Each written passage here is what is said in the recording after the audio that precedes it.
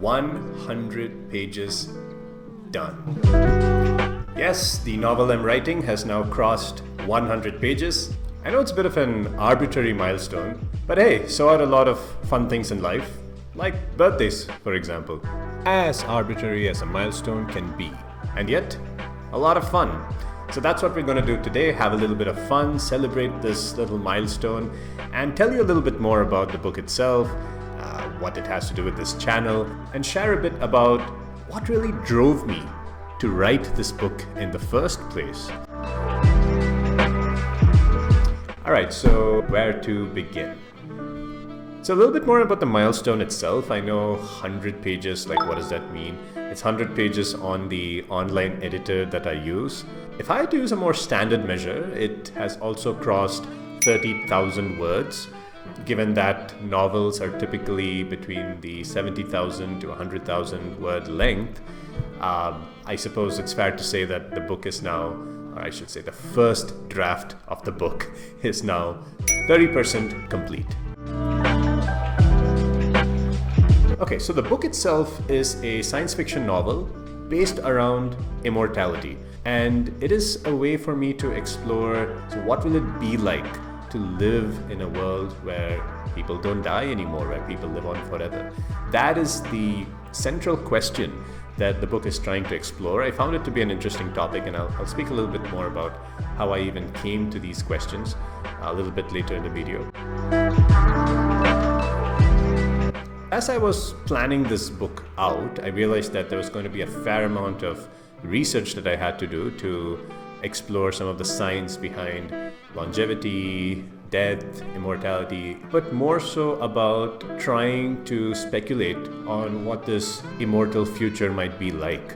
That made me realize that why not just share some of these things that I'm learning about, that I'm speculating about on YouTube, and that was the beginning of this channel itself.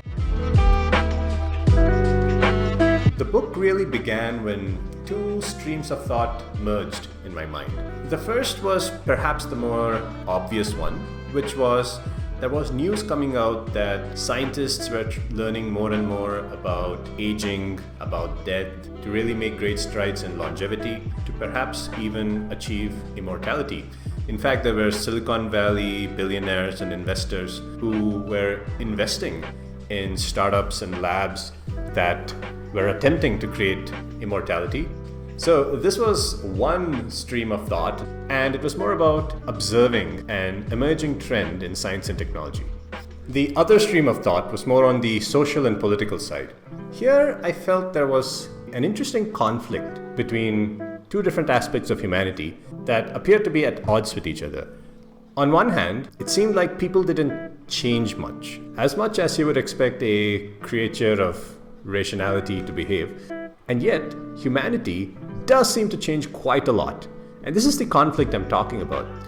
We have seen so much change across society, politics, economics, and perhaps most importantly, in morality and ethics. Now, while it might be a little naive to say that everything is great and, we absolutely live in the best of times, we could certainly also make a strong case that in general, things have been getting better, things have been improving. And of course, this change has been happening over the millennia, and they've certainly happened at a brisk pace in the last century or so. A lot of global colonialism started to collapse. We saw movements towards more liberty, more egalitarianism happening all across the world, whether it was the freedom movement in India or the civil rights movement in the United States, feminist movements across the world. And a lot of these movements have brought about the freedoms and lifestyles that today we have almost started to take for granted. And it's this conflict between the idea that people don't seem to change much, but also that humanity has in general changed quite a bit for the better over time. This conflict is what had me curious. As you think about it, it appears that the reason that change happens nevertheless is because of how things shift over generations. So is it that we need the cycle of life and death to actually improve as a civilization? Of course, history is complex and influenced by so many different factors. I don't want to reduce it to this one simple concept, but I hope you understand why I found the concept intriguing. If longevity and immortality is something actively being researched right now, are there implications that are perhaps eluding our imaginations today? This is what convinced me that writing a book on this topic would be timely, and for sure, so far, going down the rabbit hole, what I've been trying to read, what I've been trying to learn, what I've been trying to daydream about, it has been a lot of fun. So I'm really glad that I've decided to do this. So I talked about how this book was started, what planted the seed in my mind. Let me also talk about some of the different aspects of immortality that I think are really interesting from the point of view of writing fiction.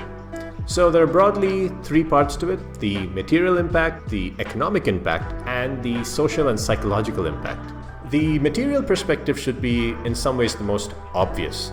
People just living forever is going to change the way things are around us dramatically in a very direct way, starting with where are all these people going to live? Where is the space for a greatly increased number of people? Forget a potentially infinite number of people.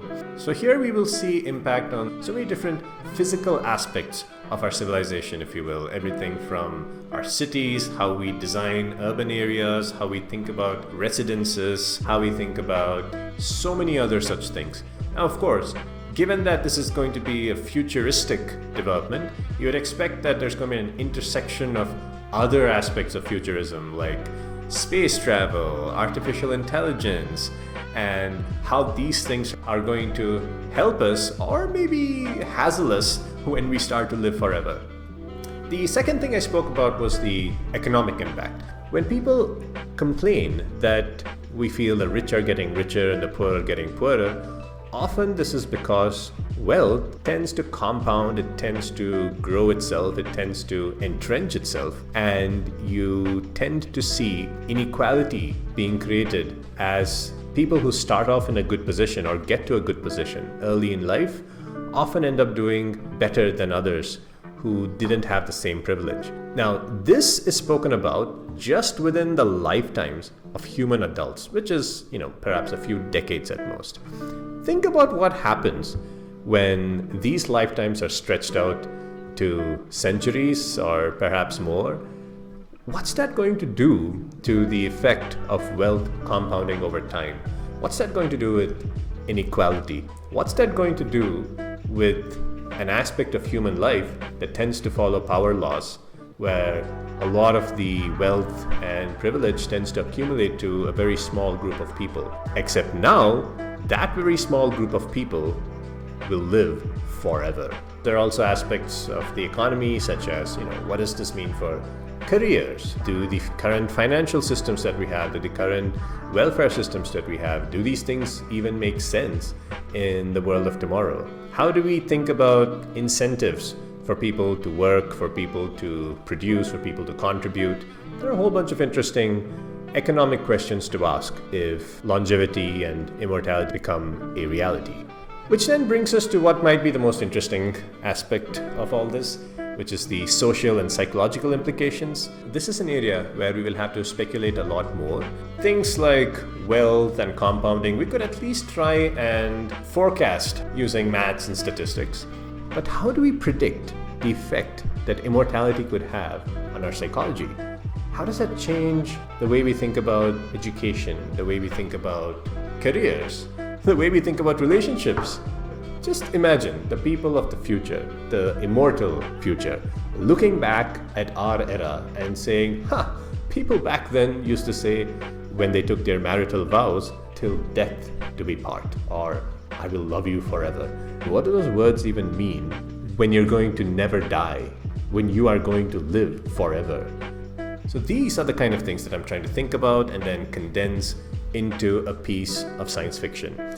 So like I said, it's been a fun experience writing it so far, and I'm looking forward to the rest of the writing process, and I really hope that one day it'll also bring a lot of fun to people when they read it. I'm really thankful that we're able to have something like this YouTube channel where I can have more people join me on this journey as this book becomes reality. So I would love to hear from you if you have any thoughts, either on the science or the speculation or the writing itself.